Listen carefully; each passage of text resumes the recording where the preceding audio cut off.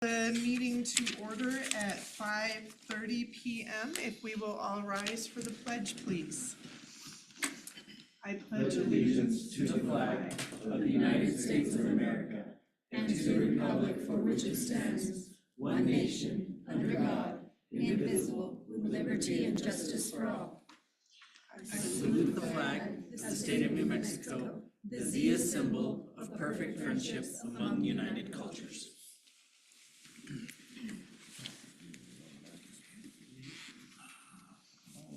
Thank you.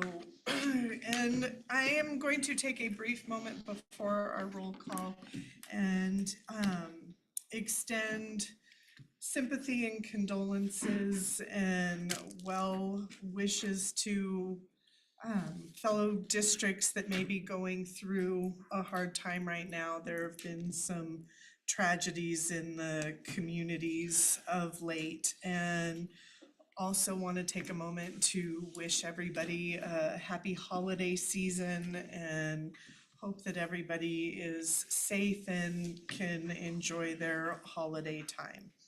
And now I will ask for roll call, please, Mrs. Sandoval. Dr. Shambo? Here. Mrs. Hunt Daly?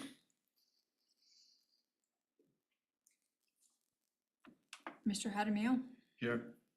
Mr. Ortiz? Here. Wow. Mrs. Lee? Present. We do indeed have a quorum. And adoption of the agenda. I am going to request that we move action item B, consideration of approval of the Grants High School band travel to Colorado, to follow our recognitions, but action item A will remain in its place.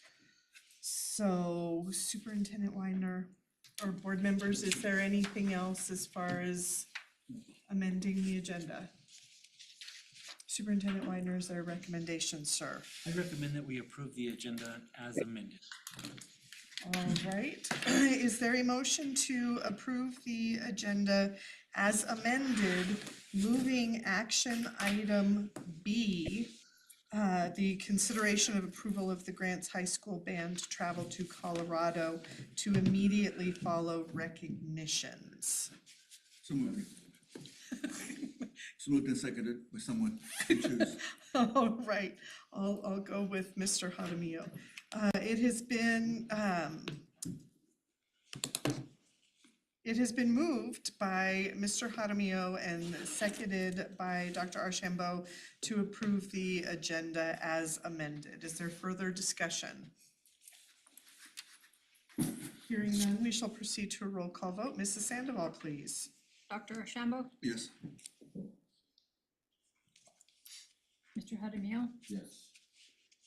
Mr. Ortiz? Yes. Mrs. Lee?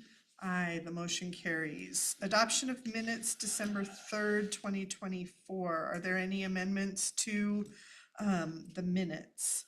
The only thing that I have, board members, is the attendee in the citizens to address. It should be attendee Lino and not Lena.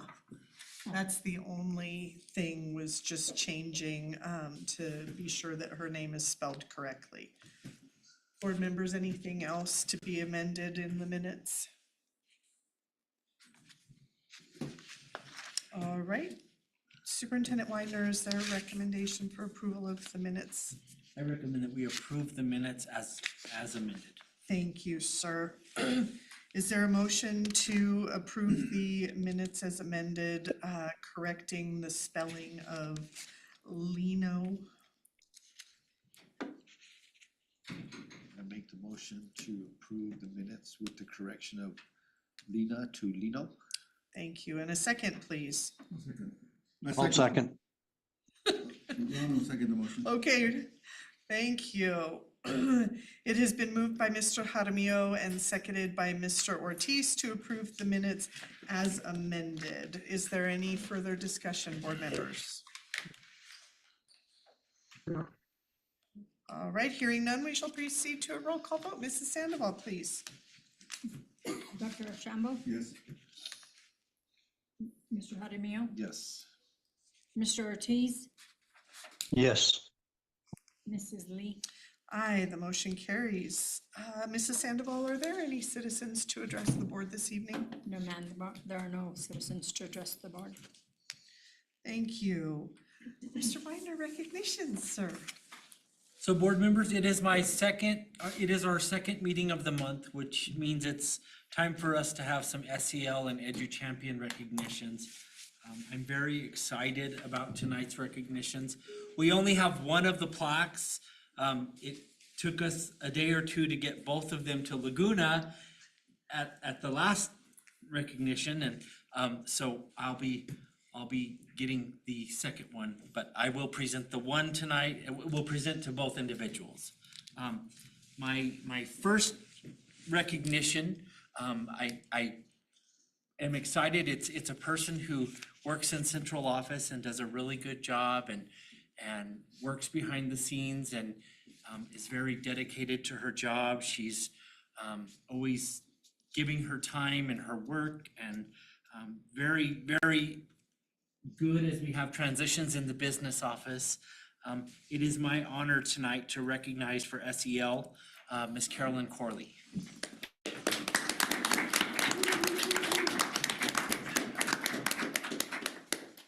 Congratulations.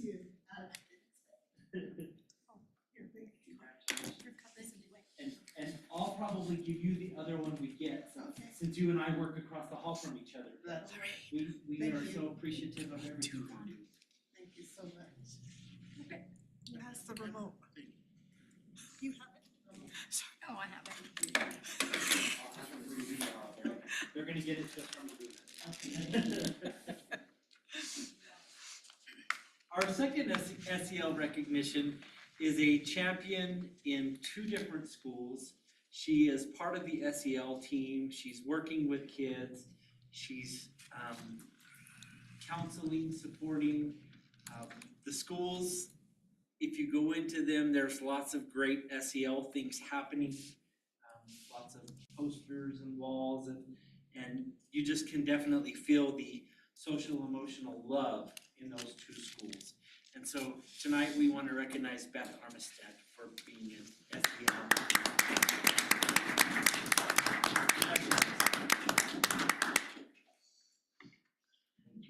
You get to keep this one, and I'll get Mrs. Corley the other one tomorrow.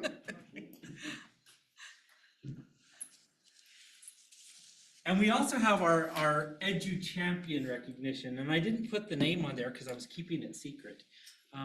Our Edu Champion this month is a member of the leadership team here at Central Office, and she works very diligently. She recently has been working a lot with our H1 employees to help them get recognized and get permanent residency, and helping them to keep their families in our school district and keep those good teachers. She recruits good teachers. She supports our people with their licensure and moving their licensure. And we really felt like an Edu Champion for Grant Cibola County Schools this month is Miss Lisa Salazar.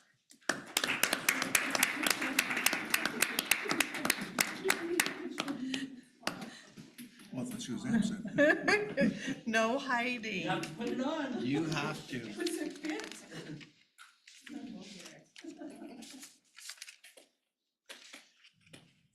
You gotta do the flag. Has to do the angle. Optimum angles. Thank you all.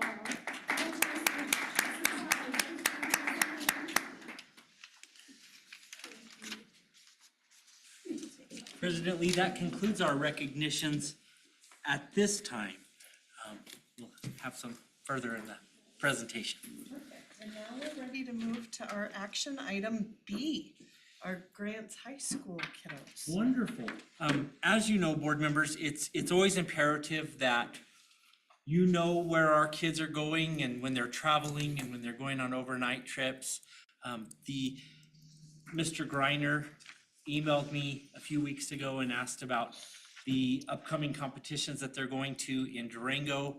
And so we wanted to get them on the agenda right away. And I would like to invite Mr. Greiner to share a little bit about their trip and recognize the GHS band for their trip. Yeah, so this is the jazz band, and we're here again to, we'd like to participate in the Fort Lewis College Jazz Festival. We went last year, had a great experience there. We came back with awards. We had outstanding soloist. Darius was one of those. Ralph Ortega was the other one. Music and bands from across the Southwest United States. So it was a lot of good. This year, the festival is March 5th and 6th at Fort Lewis College. We're actually going to combine our regional concert band festivals in Farmington on March 5th. And then we're gonna take the band from Farmington, do that, and then send the rest of the concert band home, and the jazz band will just continue on up to Durango, where we can attend the concert on Wednesday night and participate in the festival on Thursday. The guest artist this year that we'll be working with is Terrence Blanchard. I'm sure Dr. Archibald has heard of him. He's a trumpet player out of UCLA. He's well known. We're going to get to know him a lot this next semester as we add him to our listening project. Those are kind of the big points of it. It'll be a one-night trip. We'll stay the night in Durango, complete the festival, and when we get back home, we'll obviously be back for science fair. So we'll be able to accommodate that with this schedule. Happy to answer any questions that you have. If you want to ask these guys questions, you can ask them too. Board members? Probably want to hear from some of the students.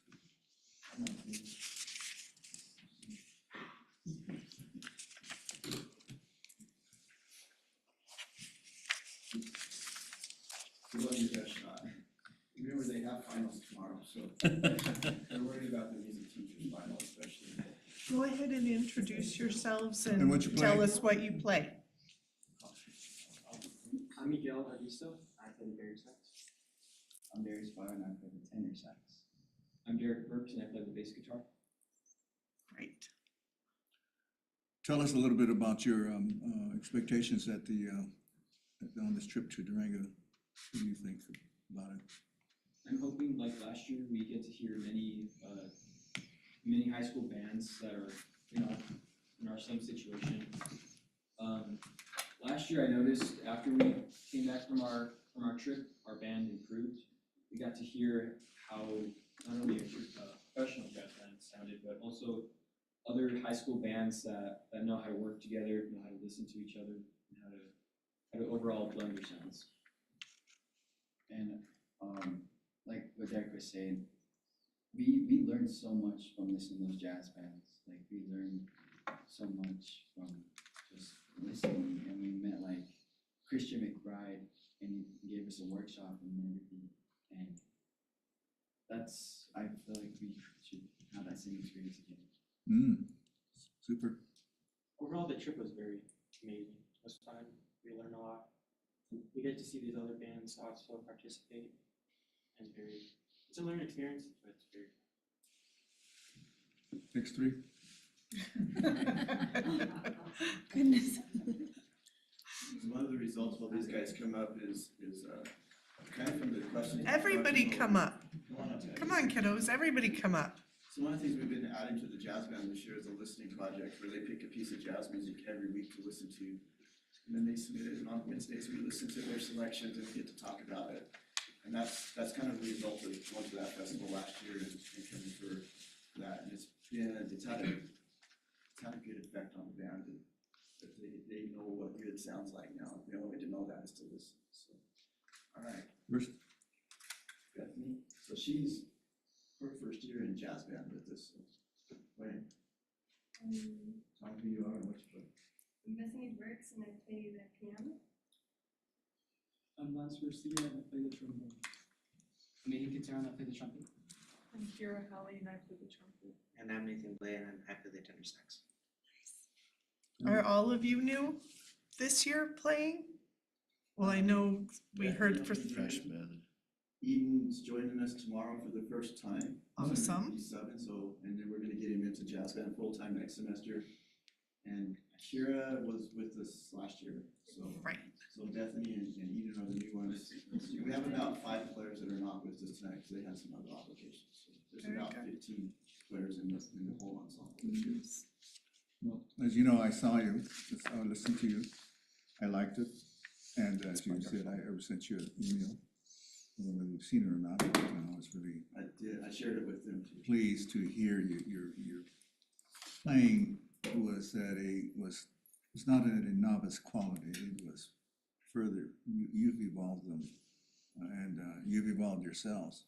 I mean, I enjoyed it immensely, and I hope that, I wish I could get up there to see that and just enjoy that, because I remember going to a lot of those things, of course. We have room for chaperones. That'd be nice. There you go. Yeah, really. There's a good plan. So, enjoy yourselves, learn a lot. I think it'll increase your motivation to excel with your instrument. And some of you may even, learn to try out other instruments. You can try, some other, So how many of you play more than one instrument, just by show of hands? yeah, there you go. Sometimes you have to double Good up. job. Sometimes it's just fun to do that. Good job. So, congratulations, and we hope to do, Hear good what's right things. and hear good things. Take pictures and bring them back, put them on Yeah. on the high school website. Be good. If you'd like a preview, our concert is Thursday night at Yes. 7 o'clock. So Yes. These guys will be opening that concert. Perfect. All right. Take care. Anything else, board members? No, I was there for the veteran one. and Yeah. It was nice. Amazing. Absolutely Saxophone, beautiful. just the music. Board Like- members, I'll share with you, Dr. Archambault and I visited classes last Thursday at Grants High School, and we got to see these guys practicing and hear them. And we had a wonderful talk about what jazz we're listening to and what it was really neat because the kids are bringing in different jazz artists and sharing them with their peers, and it's a pretty neat dynamic, and they sound wonderful, and the concert is gonna be great. We're all looking very forward to it. Yes, very talented. My kids were in sports, but now I'm trying to talk my grandkids into getting into instruments. That way we have a little bit of music during the holidays, or at least they can play something while we're camping or, out in the middle of nowhere. That'd So, be so I fun. like music, and you guys did good for veterans. And like Beautiful. Dr. Guy said, Mr. Greiner, you've also evolved, you've got good control of it, and crisp. Good kids. Yes, excellent kids. Thanks a lot. Very good. Thank you. All right. Okay. Superintendent Widener, do you have a recommendation for I us? recommend that we send these guys to Fort Lewis and have them representing our school district. Absolutely. Board members, is there a motion to approve the Grants High School Jazz Band travel to Colorado? So moved. Is there a second, please? Second. Thank you. It has been moved by Dr. Archambault and seconded by Mr. Jaramillo to approve the Grants High School Jazz Band travel to Colorado. Board members, any discussion? All right, hearing none, we shall proceed to a roll call vote. Mrs. Sandoval, please. Dr. Ashambo? Yes. Mrs. Hunt Daly? Yes. Mr. Jaramillo? Yes. Mr. Ortiz? Yes. Mrs. Lee? Aye, the motion carries. Congratulations, kiddos. We'll look forward to hearing in the spring how everything went. Best of luck to you all. Thank you. Yeah, good luck on that too. Yes, good luck. All right, Mr. Wagner, presentation, sir. All right, so we've had a couple of updates that we need to bring and items that we need to share with the board. And so, the first item tonight is I talked about it with several of you at Laguna's graduation, that we needed to get new staging at Laguna. And so, Mr. Triplehorn is going to present you with that information. We're going to purchase a new stage for Laguna Acoma. Hopefully we will have it before their graduation. And we also want to update their sound system in their gym. Yes. So Mr. Triplehorn. Who wants to be the camera master?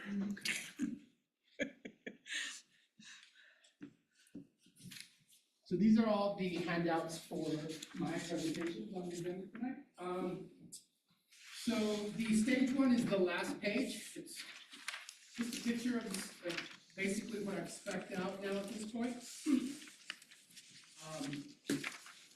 This is the same staging system that Grants High has, so it's a modular system. It's very sturdy. I talked with Mr. Sanchez out at Laguna about the size. And so he thought that a 20-foot by 32-foot stage, so 20 feet deep, 32 feet wide, would be plenty good. So he actually had his custodians tape it out on the floor so they could see what that looks like. Along with that, we're getting the skirting that goes around the entire stage, as well as the stairs that adjust to that stage height. It's gonna be a 24-inch tall stage. We had looked at the 16-inch. 16 inches is only about that tall off the floor, so we decided to go with 24. And right now, this is just, I just went to the website for the company that makes this. This is not a vendor, I just wanted to kind of get a rough ballpark estimate. So you can see the price on it is around $20,500. I have actually sent these specs to a CES vendor that handles stages, so we don't have to get the 3 bids and all that stuff. And I actually asked them to add carts to haul the panels around like Grants High School. So I'm assuming that this probably will come in around the $25,000 range for the stage. But it's super durable, you can use it outside. It's gonna last them a long time. So that's the stage. The sound system. So I am working with one of my low voltage suppliers, or contractors that does work for the district now. They went out there actually yesterday to look at the PA system in the gym. So what happened a number of years ago was the head end unit or the electronics of the PA system sit in a storeroom off the gym. It actually sits underneath the fire riser, and the fire riser leaked at some point and kind of fried a few of the electronics inside. So it still works, but it doesn't work well, it's garbled and whatnot. So what we're gonna do is we're gonna replace the head end unit, put in a wireless mic system. We're gonna actually relocate it to a different place in that storeroom, so it's not underneath the big water pipe in case it breaks. So whoever put that in did a great job choosing that spot. So we're working on that. I don't see that being anything more than, probably under $20,000 to get their PA system with the wireless system up and going. And we can do that fairly quickly. Most of those electronic items are, an in-stock item, you can order them and they come in a week. And so the main part is gonna be relocating that little rack that holds that equipment, maybe extending some cables and stuff, so that's where we stand with the Laguna Acoma High School, Middle School stage and sound system. Is there any questions about that? Board members, any questions about the staging and sound? Don't think that's good. Yeah, great. Okay. The second item tonight is, we currently have our special education services building operating with no heat and no air. And so, again, with the many systems we need to update in the district, it's time that we get new systems in that building. We have employees that are working there and it's very cold and it's very hot, and Mrs. Griego is out tonight. She wasn't feeling well, so we need to get some heating and air in that building, and so Mr. Triplehorn will talk to you about what the cost for that would be. So right now, currently, like Mr. Winder said, we do not really have an operational HVAC system at the special ed building on 2nd Street. And so we have some portable units in there to kind kind of trying to alleviate the coldness right now. The problem is you can only plug so many in before we start popping the breakers on the building. So we have to be really conscious of, you know, not turning the temperature up too high, keeping it warm enough that maybe you can work with a sweater and whatnot. So I had reached out to our vendor that does all of our HVAC projects earlier in the summer, because we have the same issues in the summer, is they're in there. If we want to do any traditional ceremonies where we need a sweat lodge or something, we can go to their building. So we didn't approach it at that time because we were dealing with the Grants High School, heating and cooling, we wanted to address that first. And so I've asked them to resubmit their proposal. The price did change a little bit. I think it was only about $4,000 different from the original bid I got in July. So the scope of the work is basically, we're gonna take out the existing heating and cooling system, replace it with a new kind of system like this, like we have in here. VRF system is what they're called, or mini splits. And then we'll have some rooftop units as well that help with big areas. The lead time on most of that equipment is about 6 weeks, as you can see, which is this paper here. I forgot to point, bring your attention to this one. 6 weeks is the lead time on it. The installation probably will take weeks to install. So we'll just manage with what we're having going on right now. Total price with bond and NMGRT. The NMGRT is actually incorrect because they should have Cibola County, and I think that's not, I think that's Albuquerque's on there. So I'll have them adjust that. It's gonna come down a little bit. Around $248,137.31. So in the action items, I will be asking for approval to encumber $248,137.31. It will be a little bit less than that, but we'll just, once we close the PO on that, we'll just reallocate that to the fund. So, any questions on the HVAC project at Special Ed? Board members, questions?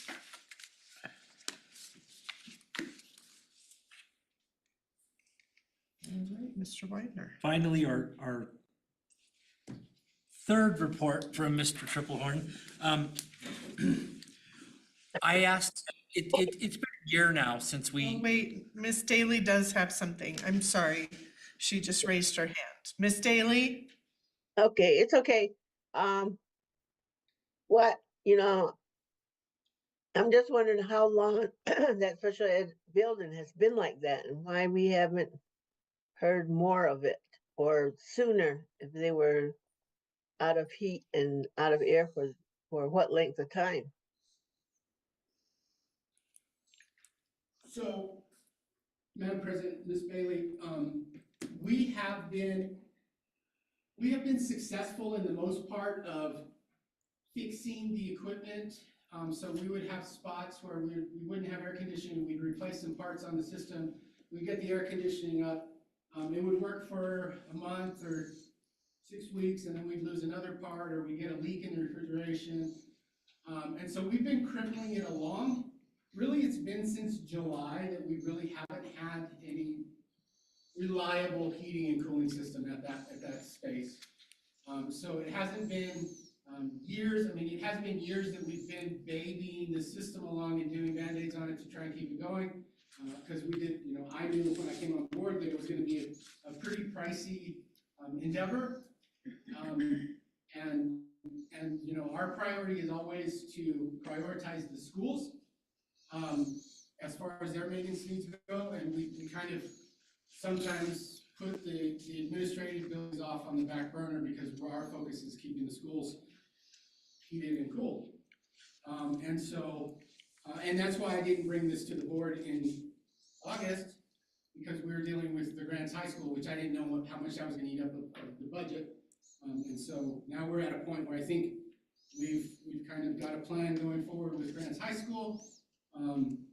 And so we can focus on this project now at this time. Does that answer your question, Ms. Bailey? Yes, and have we done a routine check on all the GCCS facilities? Or at least maybe asked to each of the people that are in charge of that building or something? Something so we can get a better handle on things, just to, I guess, assure that we're not just taking care of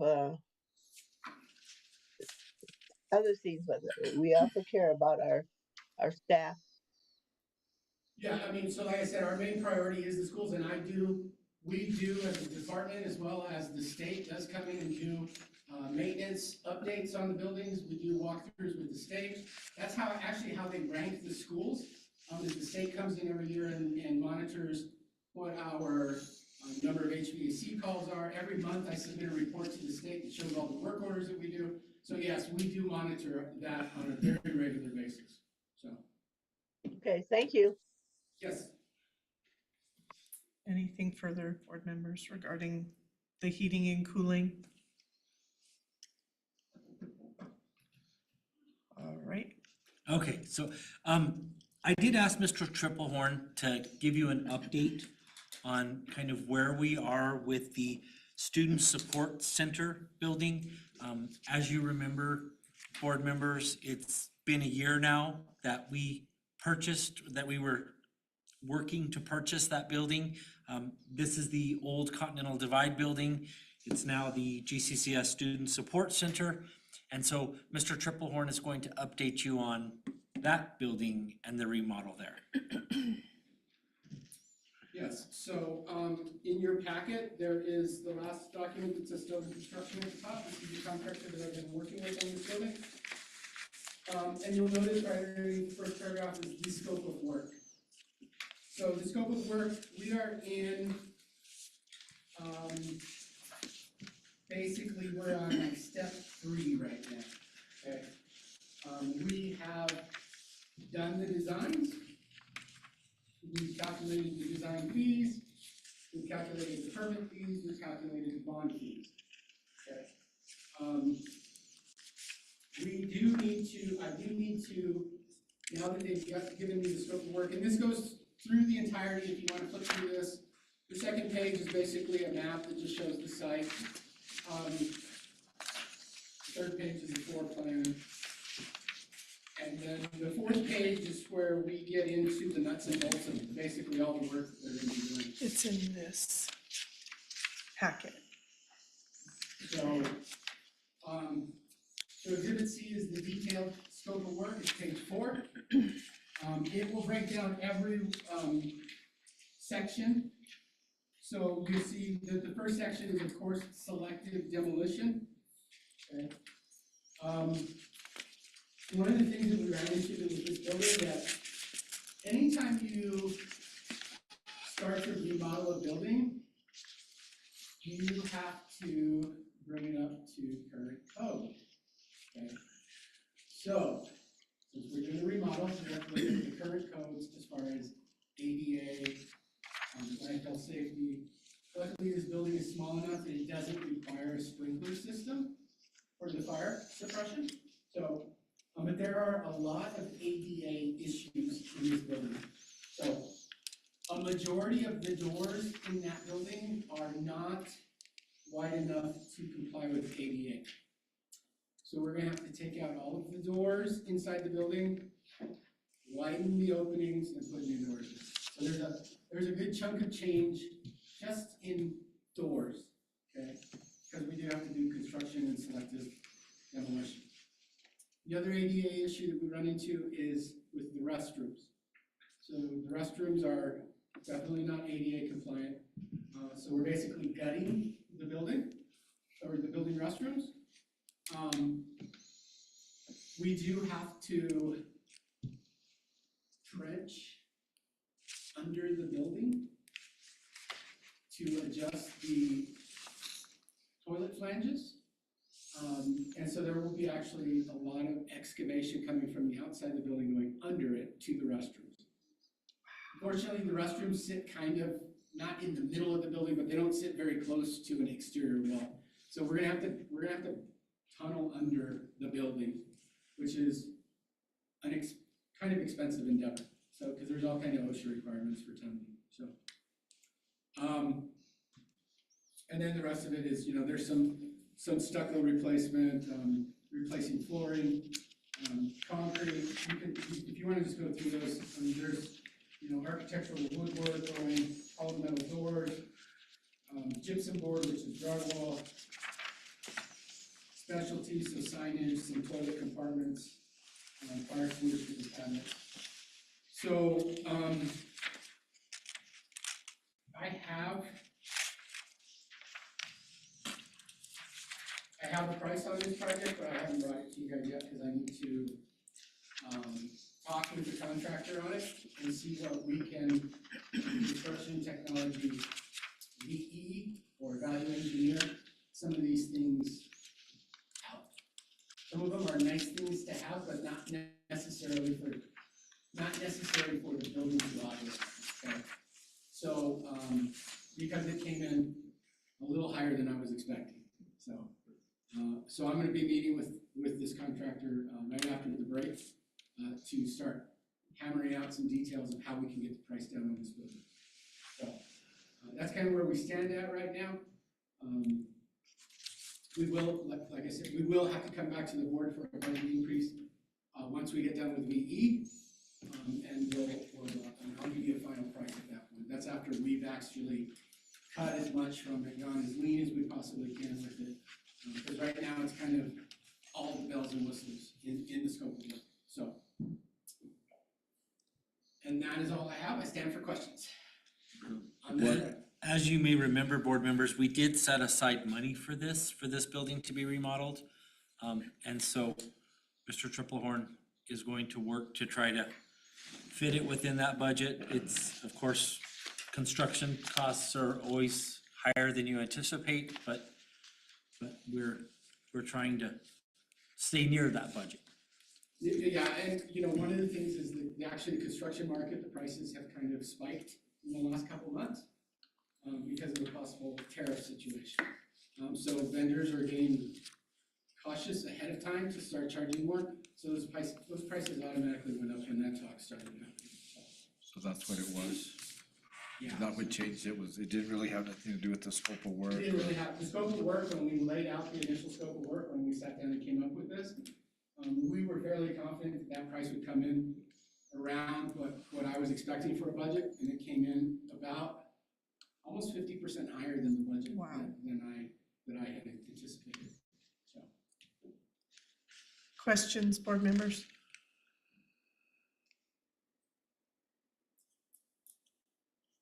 I have a question. Yes, ma'am.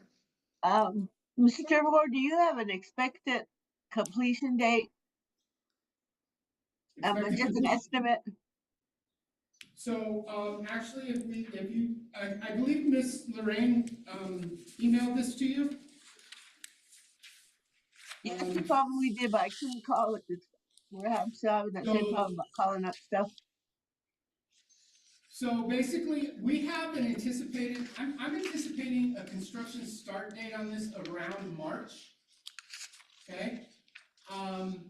We're anticipating that the project will take about 8, maybe 9 months to complete.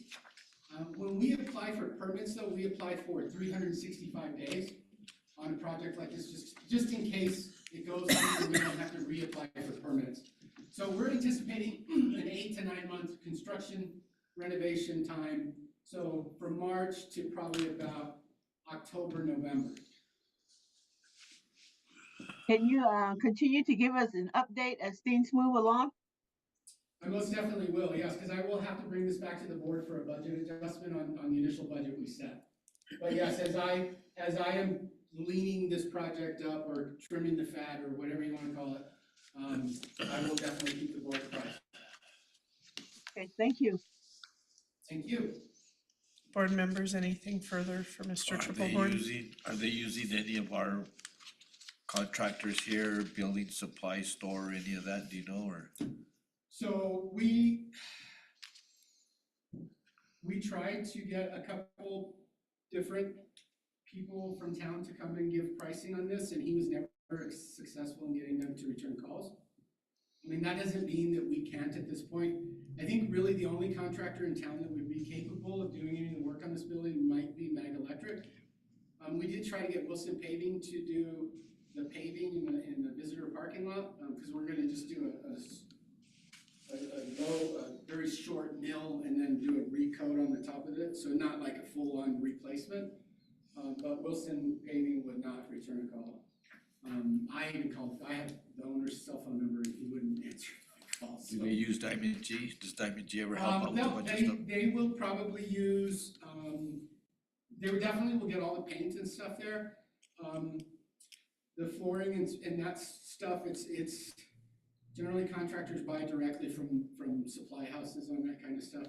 But I will tell the vendor that if we can keep as much money here in town, buying, nails and screws and whatnot, let's do it here in town. Well, and paint for sure, because, paint is, if you buy paint at Wellburn in Albuquerque, and then you try to have Diamond G match that paint, they never will match it, and so you just end up having to repaint the whole thing. So let's get the paint here in town, and so we don't have any problems down the road. So, and there's a lot of paint in this building, so. Anything further, board members? Mr. Wagner. Finally, I've asked Mr. Triplehorn to report on a wonderful donation. Our friends at Zuni Public Schools are replacing their bleacher set, and they offered us their old bleacher set. And so I've asked, as you know, donations need to come before the board. It doesn't necessarily have to be an action item, but you need to know about it. So I asked Mr. Triplehorn to report this to you and tell you what it's about. Yes, thank you, Mr. Ryder, Madam President, members of the board. So about a month ago, I was reached out from the director of their business services. Zuni is actually building a new high school / middle school. It's a huge project, $110 million. Wow. They're building 20 housing units as well. And I went out there and it was odd because I drove up to the construction site and they already had the new football field built. And I was like, Of course. well, that's like the last thing that should be built, right? So I asked them, I said, why did you guys build the new football field first? And they said, well, because the old football field is where the new school is going. Okay? And so their football field, which is their current football field, is a grass field. The new one's turf, has great bleachers, has an awesome field house. I wish we were a 0% match. And the bleachers that they have on their football field are, I would say, probably 15 years old at the most. They're aluminum. They have ADA ramps. Pine Hill actually wants the home side bleachers, which is fine because I didn't want those anyway. So they've donated the visitor side bleachers to the district. The visitor side bleachers here at Grants High School are older than me, I think. They have wood planks. There's people that get hurt on them. There was a little kid last year that got his finger smashed inside the track. And so I have contracted with a company to relocate those bleachers from Zuni to here. The first step is they're just gonna disassemble them over there, bring them here and drop them off. We have to do some concrete work in order to reinstall them. And so we probably won't do that until the springtime, which is fine because we don't need the visitors bleachers until the fall. So that is actually gonna happen over the Christmas break. They're gonna move them in. They'll be sitting out there until March. They'll be mostly assembled. They're gonna strategically take them apart. As small as they can take them apart to get them on a trailer and then bring them over and unload. So we shouldn't have to worry about people coming and trying to steal them. And I wanna watch them put them back together because that's always funny. So like Mr. Ryder said, it is a donation from the school. So really, there's no monetary value associated with them because they're basically scrap metal if no one took them. And it's saving us a ton of money because those bleachers probably would have cost us, I don't know, $300,000 to buy and put in. So, and they're not going to cost us anywhere near that to relocate them and install them. So. Or a lawsuit. Or a lawsuit. Yeah. Kid gets a finger cut off and those. Yeah. So, I stand for questions on this. Ms. Daly? Did I hear right that you had someone examine them to make sure they were structurally sound? I Before we- examined them, yes, they're structurally sound. Okay, thank you. Yeah, if they were junk, I would be like, no, thanks, you know. Yeah, They're really nice bleachers, actually, so. very relatively good. new. Lucky for us. And it's Or- great that they're ADA compliant. Yes. Very terrible. Anything else, board members? Good.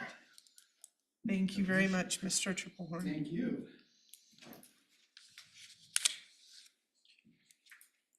For our final presentation tonight, Mr. Jones is here and he's ready to talk about our RFP for board legal services. He kind of did some of the groundwork the last month, and he's ready to talk about that. So, Mr. Jones. Perfect. Madam President, members of the board, you've opened up a can of worms for me. So, to give some backstory, my career before here was spent as an underwriter, which is basically a license that you have to do research and make sure that things are thorough. You look at companies' financials and you look at their assets and you look at all these things and you basically make a determination on whether or not they fit your risk category. So I've taken a similar approach, picking our RFP apart and looking at what other RFPs have and really where ours fall short. So with that being said, I don't think that ours is bad. I have a list of things that I've just written down, things that we need to discuss. I will take your lead on where and when those discussions should take place. Where the board is the recipient of these services, your voice needs to be heard. We need to make sure that it is catered to your needs. That's the number one rule with procurement, is that the end user needs to be in mind throughout the whole process. So I'm gonna read this list. I want you to just think about what you need, and then I would love to author this RFP, and that's my job to do so, but I really need your input to tell me what to write. So in terms of things that we need to consider with the scope of work, stuff that I have seen in other RFPs that are not prevalent in ours. In the scope of work, what legislation and lobbying, activity that matters, evaluation of our board policy, litigation defense in various courts, and experience with compliance and making sure that we are compliant with our own board policies and also policies that are basically given to you by the state. So some of the requirements that I think are really important that we outline, whether or not they're insured. If and part of our agreement is that they have to sign a confidentiality agreement. That's something that we can have them sign, but also be in the scope of work. You need to be confidential. Something that ours also doesn't mention is experience or years of experience. So I had made the joke about somebody's uncle that's working out of their garage and, maybe they wanted to have a law firm and those sorts of things. So as the author of this RFP, you can say, we want a firm that has 15 years of experience or 10 years of experience or whatever it is.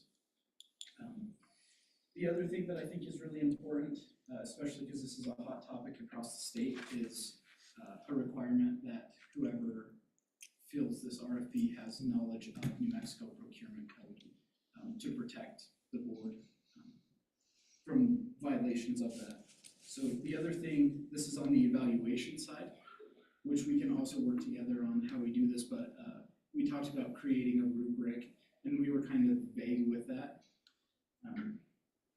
Making sure that we've weighted things properly in our criteria, is experience more important than confidentiality?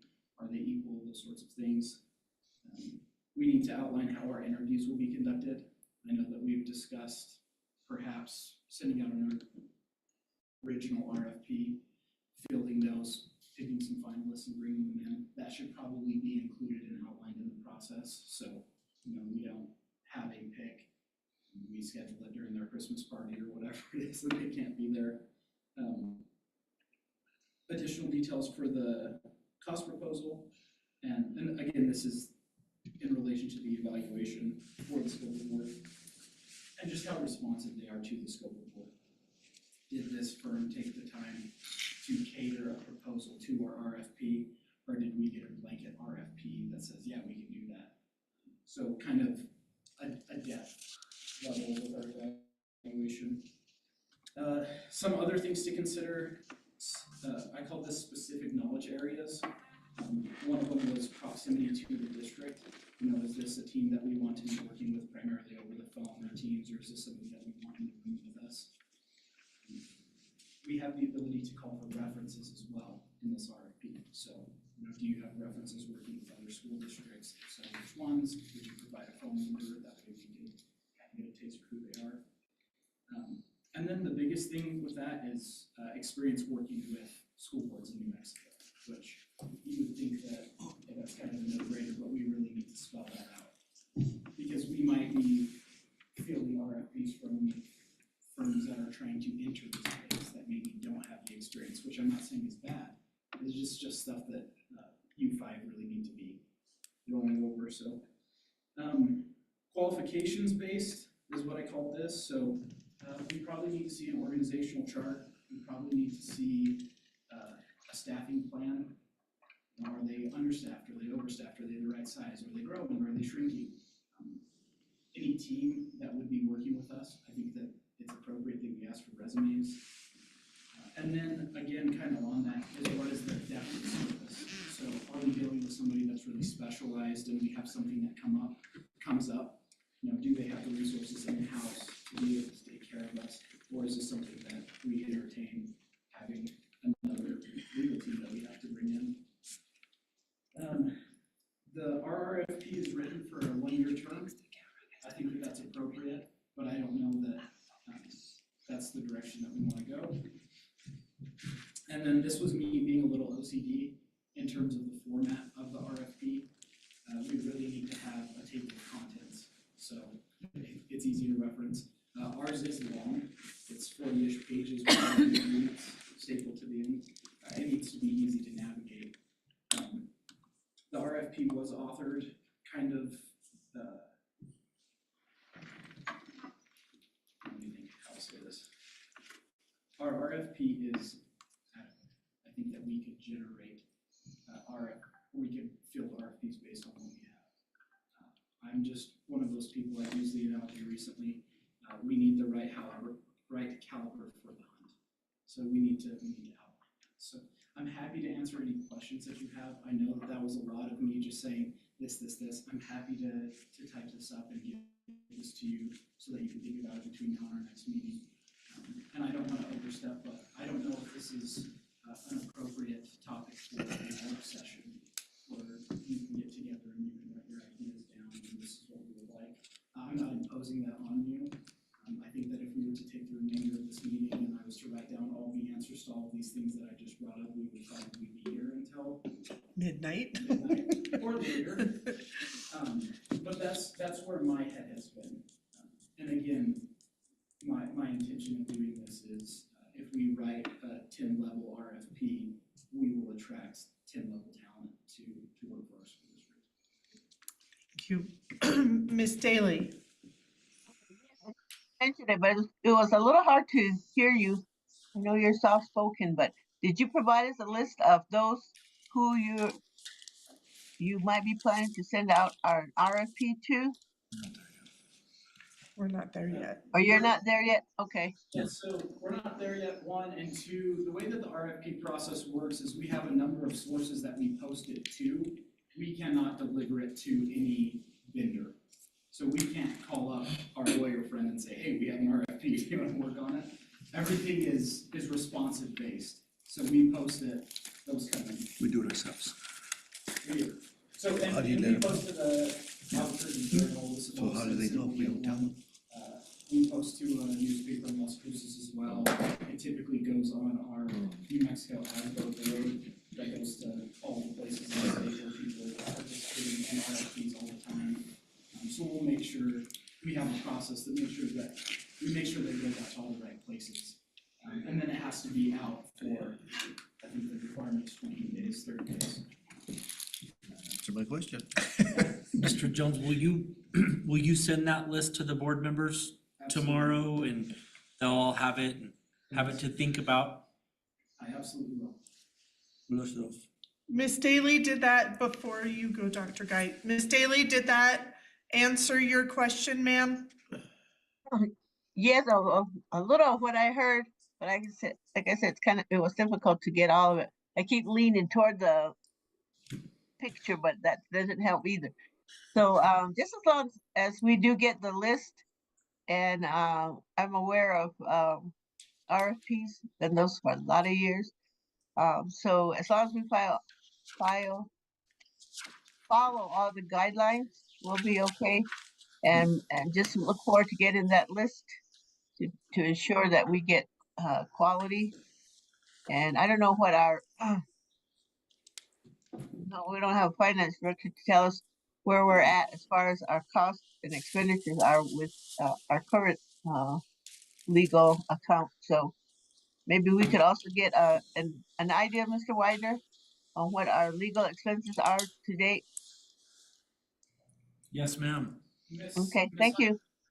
Ms. Hunt Daly, I am the Director of Finance, and I'm happy to get you that information as well. Okay, that would be great. And you are correct, there is a policy that we follow. Luckily for us, we do not set that policy.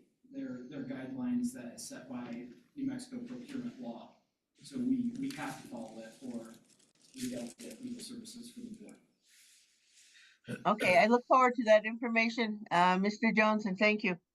Yes, ma'am. Board members, any further As questions? for experience, are they going by the experience of the company or the experience of the staff? How do we look at that? Yeah, so that's something that we can specify in the RFP. So the question, I'll turn it back to you, which is more important? Is it more important that there's a young firm that maybe somebody with 50 years of experience started? Or is it more important that we have a firm that maybe has some legacy? There hasn't been a lot of turnover there, maybe. So, or maybe neither is best. Maybe we put in experience will be considered based off of resumes and organizational charts and those sorts of things. So, but it is a great question, because there are law firms that start up all over the place because young guys like me go to law school, they start working for a firm, and then they're there for 30 years and they say, I'm tired of working for somebody, I'm gonna go do my own thing. So they take their experience with them, Right. but they might not And necessarily. And that's like our business, we've been in it a long time, but not everybody has 27 years of experience. Yeah, absolutely. Yeah. And I would love to, move this list. I apologize for not doing so before. Yes, Madam President. Welcome back.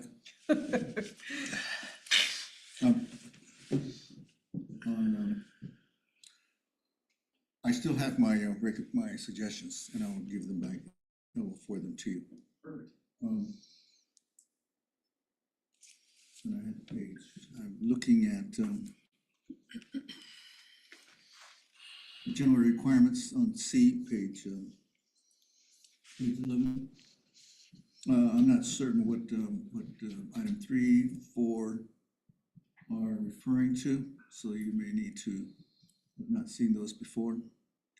It says it's regarding prime contractor responsibility and subcontractors. Just need to have that explained, and whether we need that or not.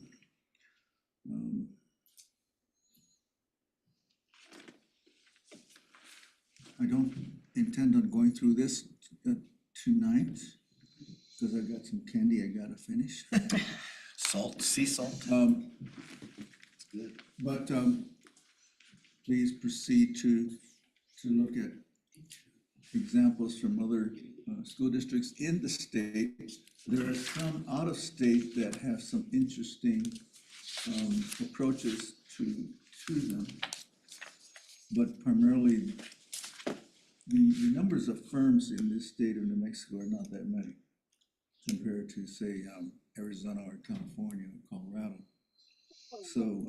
So we have an idea of who they are, and we've seen them in various conferences. So that's, and the most lengthy RFP that I've seen is from APS. It has some great ideas. Whether we want to replicate all of that is probably not necessary. But there are some things that they do include that would be worth our while.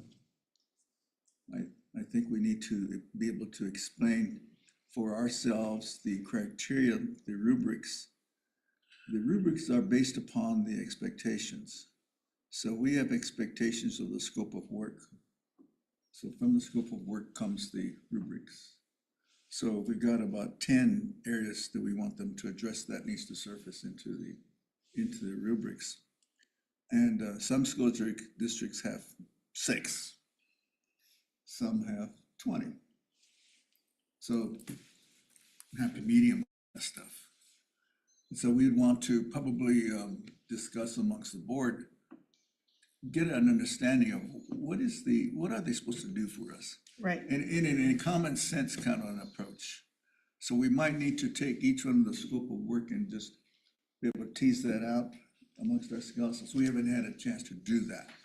So what I'm saying is I'm not in any particular rush to, I just want us to do it in a careful, deliberate way so that Correctly. we understand what it is we want them to do and then how that translates into which things are more important to the district than others, which would then warrant a different point value. And then we go with it. And so that's what I'm looking at, is an opportunity we may need to spend a lot of time just to educate ourselves and give him the necessary guidance. And he can explore some of those and see which ones are from other school districts in the state that can be of help. So I've seen some that are very short and I'm not comfortable with those. I agree, and you and I share a vision, and I get lost in the details moving forward. So I'm all for the blessing of the evaluation criteria, but making a point is that it kind of takes emotion, it takes the human aspect out of it for some time. You make a rubric, and then it becomes a machine where we say this is the most important thing, and if there are 10 here, we should consider them, whereas if there are 10 of the least important thing, maybe it's not really considered. So we're on the same page. The other thing that I'll add on is part of the RFP, there's a dictionary of sorts, a definition of terms. So if we need to define contractor and subcontractor, we can do so in our own language so that anybody that is reading the RFP knows what our interpretation of those things are, and then they will fall in line. Okay. I have no other questions right now. And it's for a year, did you say we'll do this every yearly, or? Yeah, so the contract language can change. The term can be set by the board. It's probably wise to do it for a year in the event that you award an RFP to somebody that a year from now you don't want to be in business with. Possibly for this year, just to You get always our feet hold wet. the power. Well, I don't, You always hold the power anyways, because you have an individual contract, but there's nothing wrong with deadlines. so it's okay. I think that a year is appropriate. A year is also what I have seen the most in my research as well. Because anything more than that, there's, who knows, the board changes, the needs of the board changes. So we write an RFP for a year. If in a year from now, our needs have not changed, we can update dates and positions and those sorts of things. And then we can- So this first time should be the most difficult to kind of get it off the air, and from here we can kind of maintain rather than rebuild. And we have till June 14th?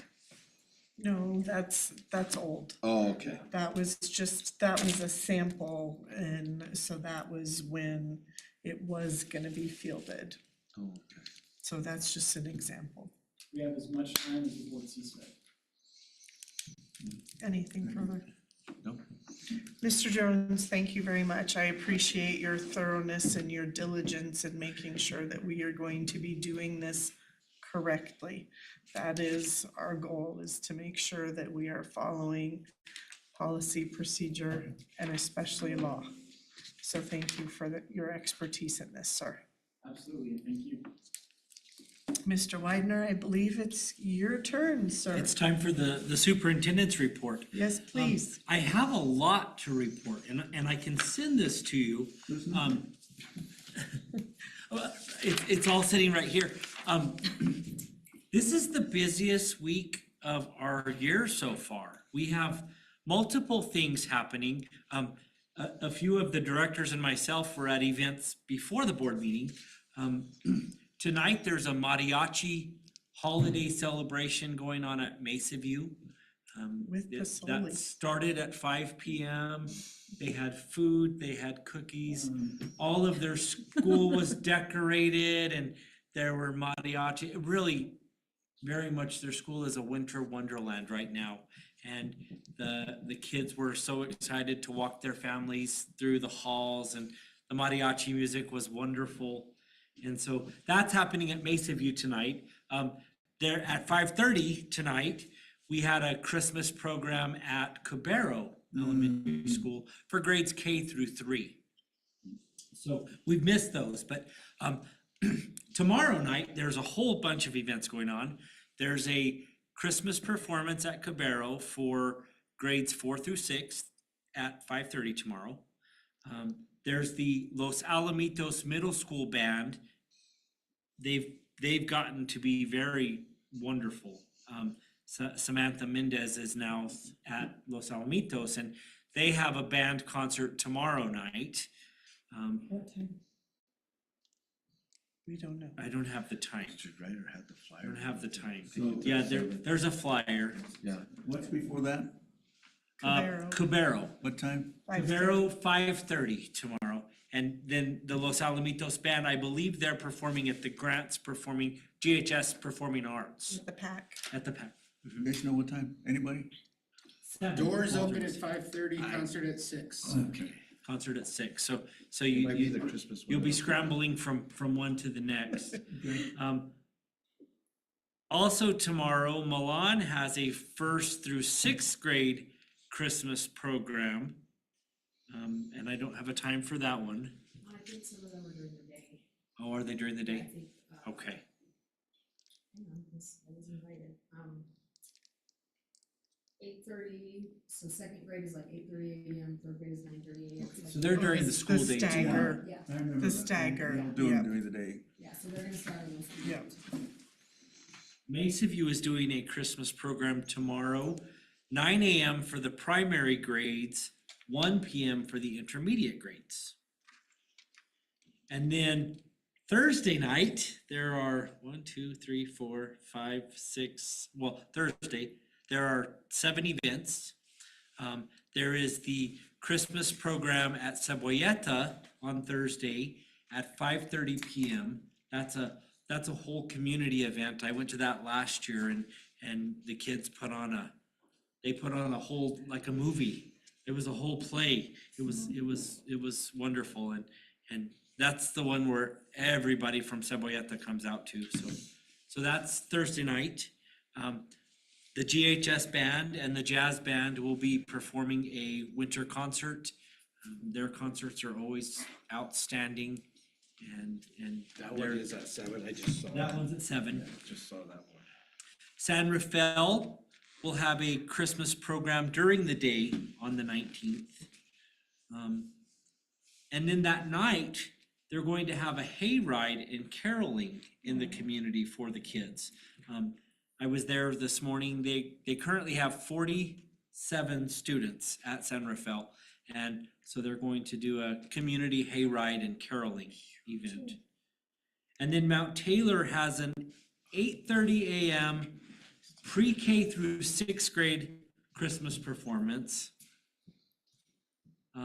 The Shop with a Cop event, so you'll hear the police cars. We have kids from every school that are going to be doing Shop with a Cop on Thursday. That'll be Thursday morning. And then Laguna Acoma they're doing their basketball homecoming. And they will do their basketball court assembly on Thursday night at the game. And then GHS I believe at their basketball game, they'll be doing their state baseball ring ceremony for the kids that won state baseball last spring. And that'll be at 7 p.m. at the game at GHS. So we're gonna have to clone ourselves because there's lots of things going on. And You Divide and conquer, maybe. email that whole thing, yes, I will send this to everybody and I'll get times, Dr. Archambault. send it to my wife, she'll figure it out. She'll say, you're not She's your going to any social of that. secretary. She administers my, There's something for everyone. If you like basketball, if you like Christmas songs, if you like hay rides, there's all of that. what's And going on at Grants tonight? nothing at Grants High School tonight. I saw a bunch of cars, or is that just, They might be having a basketball game. There was a basketball game. Yeah, there was an activity bus out front. Yeah, they have basketball every Tuesday and Thursday. So would know? And Blue Water has their Christmas program at 12:30 on Thursday. Oh, do they? Blue Water has their Christmas program at 12:30 on Thursday. Okay. Sorry, that was my mom. That was last Friday. Last Friday, they had an arts and crafts, holiday crafts fair on the 14th. Okay. No, the 13th. Can you email that to me? This Yes, evening? ma'am. Thank you. I will send it to all of you. And I told Ms. Sandoval, I said, there's a lot going on and it's a long list. So, that's everything going on this week. And then, I also wanted to update you on the conferences that have been going on. 2 weeks ago, after our board meeting, Mr. Jones got me a flight to San Antonio. And so I flew to San Antonio on Wednesday after our board meeting, and I went to the ACTE Visions Conference, which is it's the National Conference for Career and Technical Education. And I met Mrs. Griego, Mrs. Jones, Dr. Martin. I met Mr. Sanchez from Laguna Acoma. I met Mr. Jaramillo from Grants High School and Mr. Gonzalez from Grants High School. And so we had a team that went to this conference, and what it is you go to workshops and there are vendors, of course, that are selling you technology. They're showing you technology, lots of career programs, career pathway programs.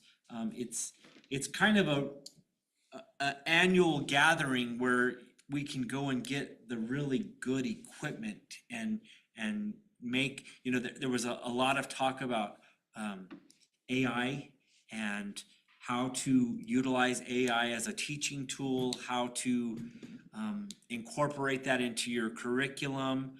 We saw vendors that did virtual reality, and we have started the year this year with some of our courses not having great CTE curriculum, and with virtual reality that kind of gives our kids those hands-on experiences. And so we were at that conference in San Antonio for 3 days, and it was 4 days for those guys, 3 days for me. It was a great opportunity to see the vendors and the great curriculum that we want to bring back to our kids. So our kids are meeting the needs of the career jobs in our community. Last weekend, our board attended the NMSBA conference, and that was the second part of our recognition tonight. I wanted to recognize our board members who attended and were recognized by NMSBA, and I'll give you the opportunity to talk about your workshops. But I want to present the certificates from NMSBA. I have for Dr. Archambault, he received a pin and an exemplary award. So, congratulations, Dr. Archambault. Wow, okay. You have to put that on your jacket.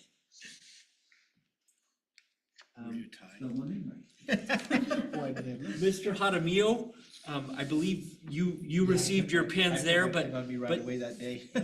you received an exemplary award and a leadership achievement award. So congratulations, Mr. Jaramillo.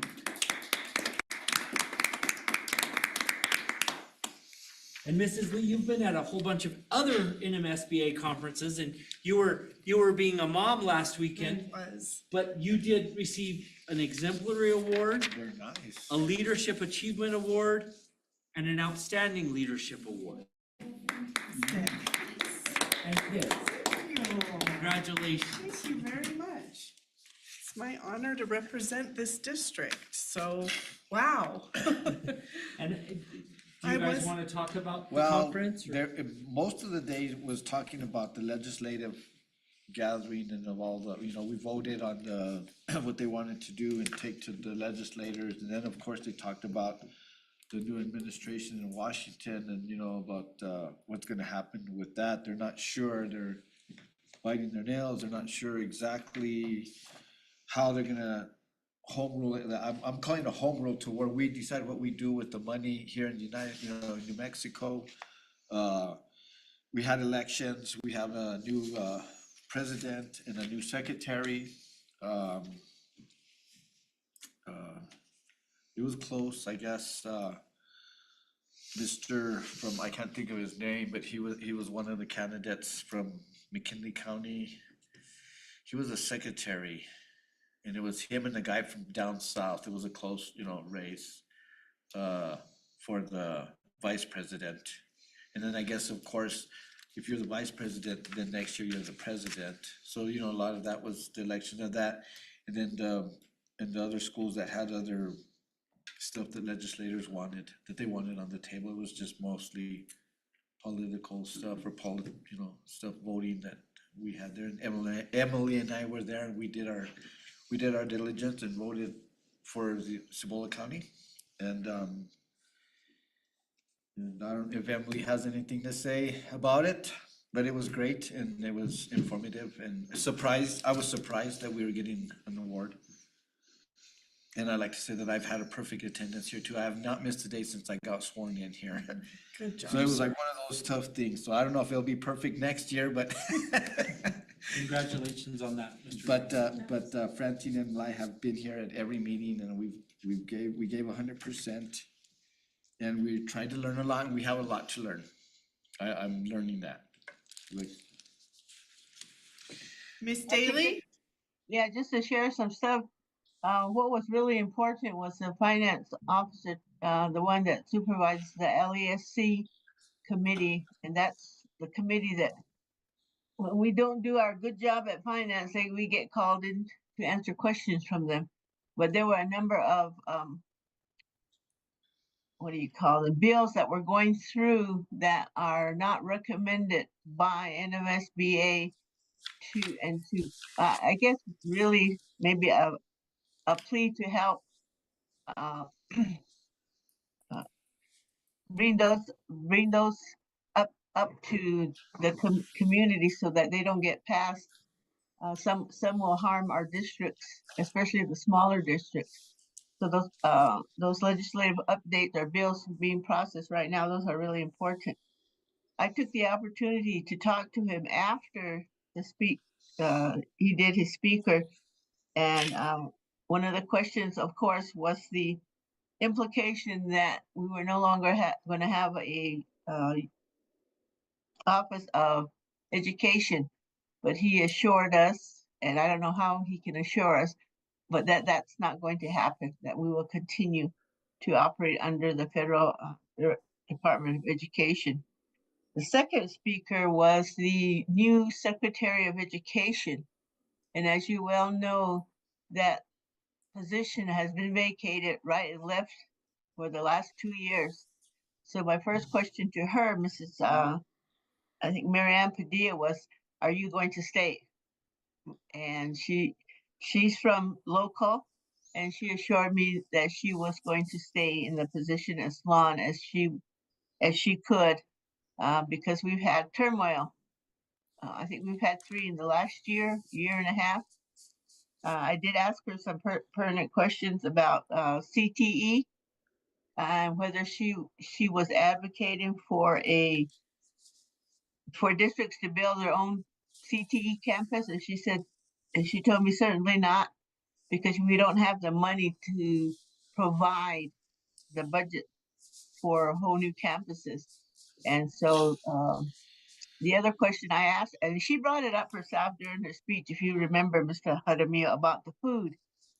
She managed to, her and another of her staff went around to visit some of the schools, and she was not very complimentary about these pre-processed food that's being served at the different schools. And I think she even implied that she didn't eat it, she wouldn't eat it. And so I asked her, if she was advocating for food companies, and she told me certainly not. And the last question I asked her, because she brought it up in her speech, was about tribal consultation. And I said, well, I have a few views about that. When you come to visit, or when the tribal consultation committee comes to address the different districts that have a large majority of uh, Native students, was that it might be advantageous for their committee to have members at large from these different districts, so that they can inform them, alert them to what's going on in the community. Because a lot, like you've seen, there's a lot of changes every year that happens.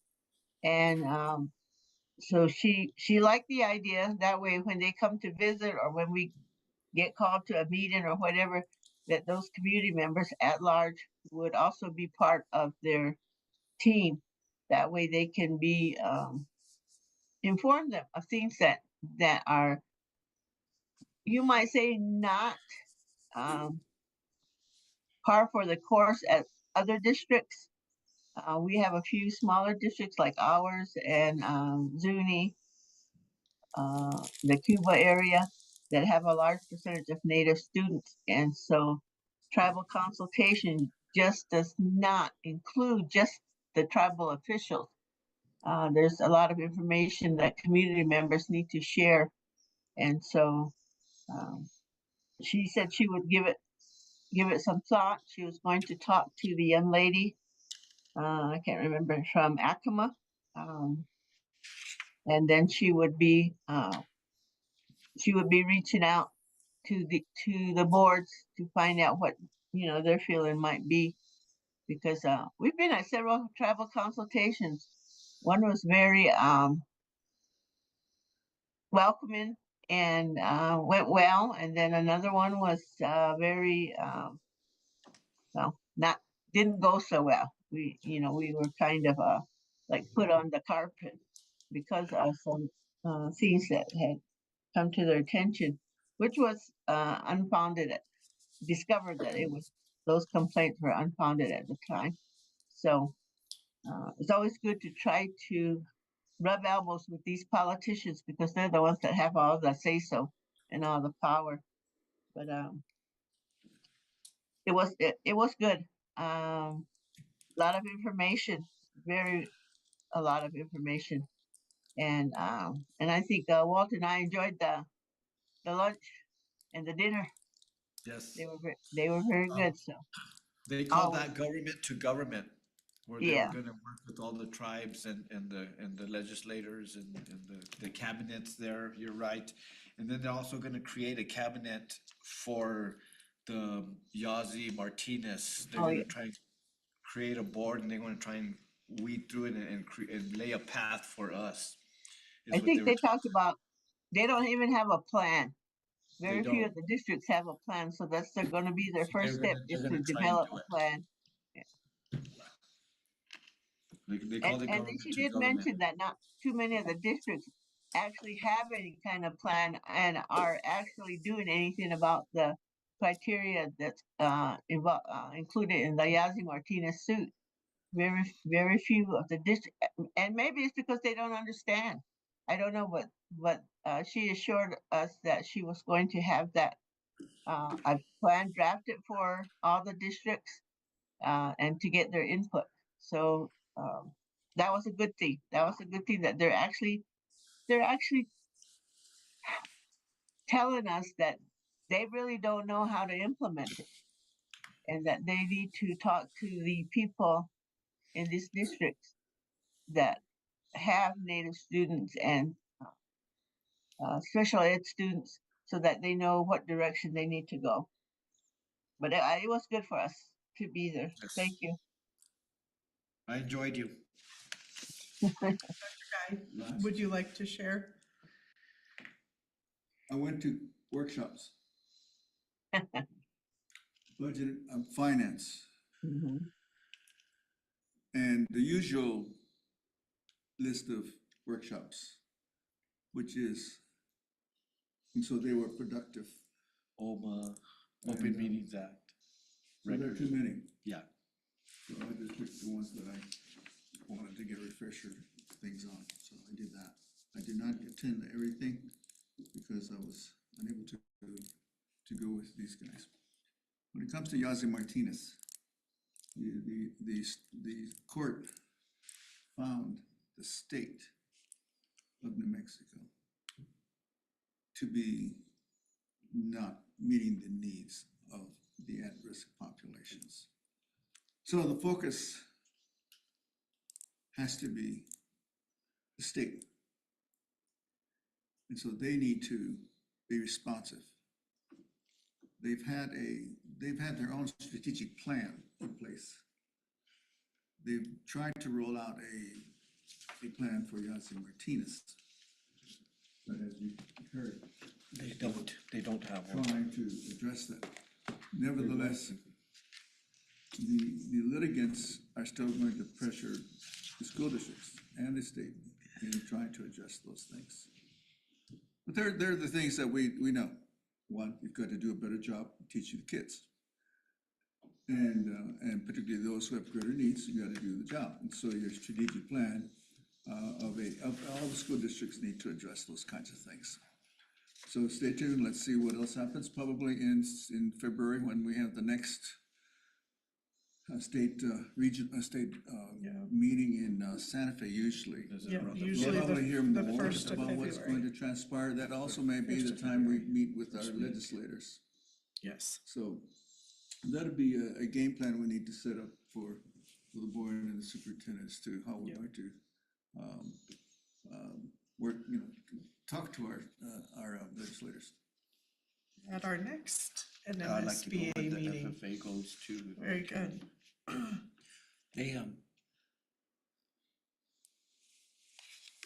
Mrs. Jones and I have been talking, they're gonna they do CTE Day where we'll send our Skills USA students will go to that. And then there's Ag Day where the FFA kids will go. And we that might may be all be, at the we same may time, huh? be there then. It's all at Yeah. the same time usually. It's during our conference usually. so- Usually they schedule the students to be up there when the school board association is up Right. there. So. They we should be try able to.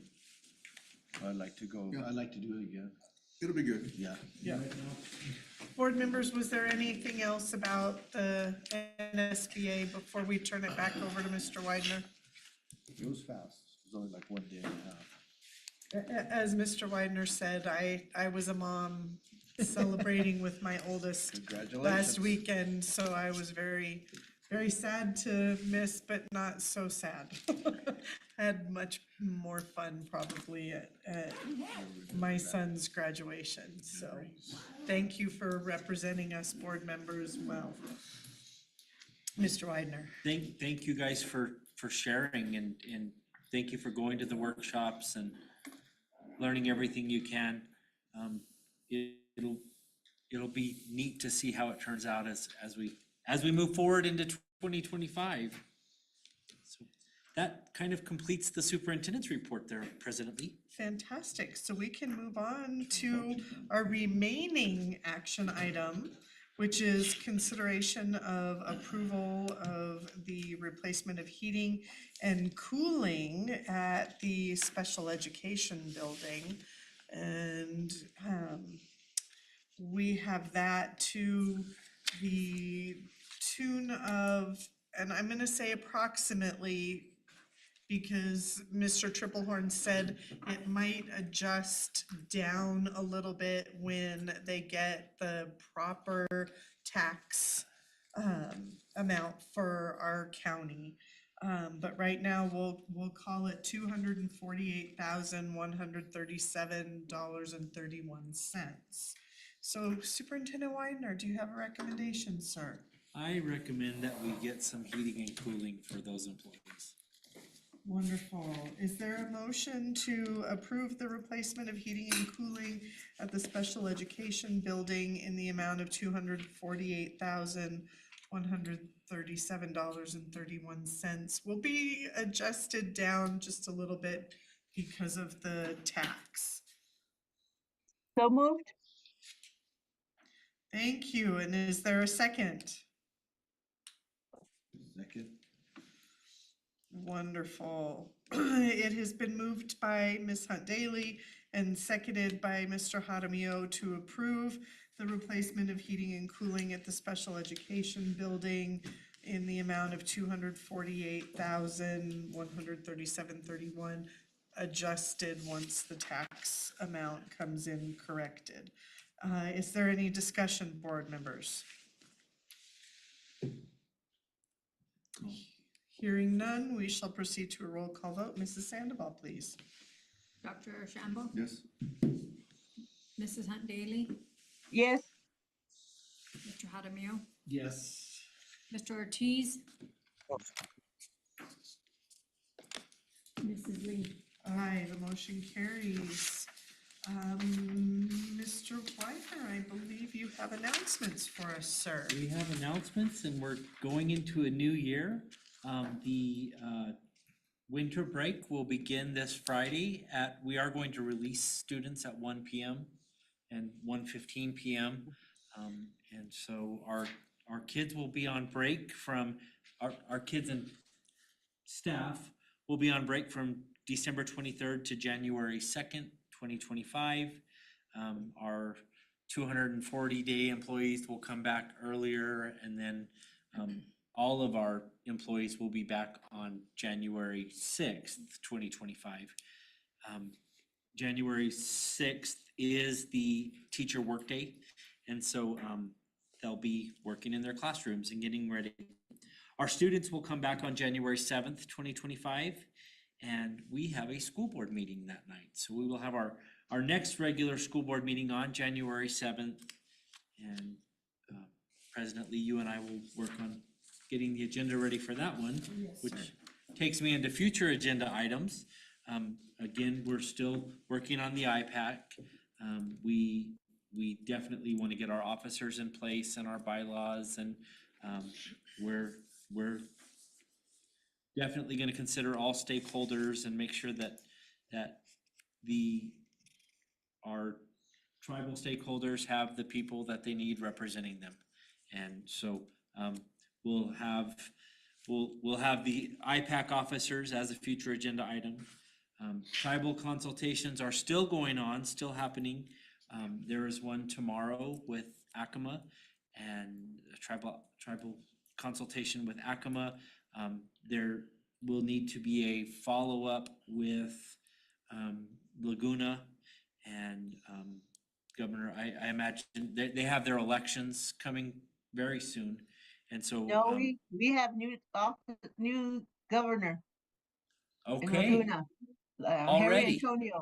Harry Antonio. Okay, we will reach out to him and we'll have a follow-up with him as well. Thank you. It's gonna be a good year. Yes. Who are the other officers? Harry Antonio is the governor. First lieutenant is, oh gosh, I can't remember now. Oh, Philbert Antonio. Second Lieutenant Governor is Will Herrera. First, Head Fiscal is Kenneth Tiller. First Fiscal is Keith Pedro. And interpreter is Charles Pancho. And that's all I can remember. Thank you. We'll be working with the new officials, so that way they know kind of what we're doing at GCCS as well. We Technology. still want to work on the technology master plan, and it sounds like we'll get some feedback on the RFP, and we'll be ready to rock on that, Mr. Jones. We won't spin our wheels. We'll get that list and we'll work on it. So those are the future agenda items I have right now, and Very good. that's Is all I there- know. Is there a recommendation that we adjourn, sir? I recommend that we adjourn. Maybe you guys could catch the last of some mariachis. I don't know. There's a basketball game too now. Excellent. Board members, is there a motion to adjourn as amended? Second. Call. I wasn't gonna ask for discussion, sir. Mrs. Sandoval, roll Dr. call, Shambo? please. Mrs. Hunt Daily, Yes. Mr. Hadamio, Yes. Mr. Ortiz. Yep. Mrs. Lee. Aye, the motion carries. The board adjourned at 7:06 PM. Merry Christmas, happy holidays, and we will see everybody in the new year. Thank you and goodbye. Have a good Christmas, everyone.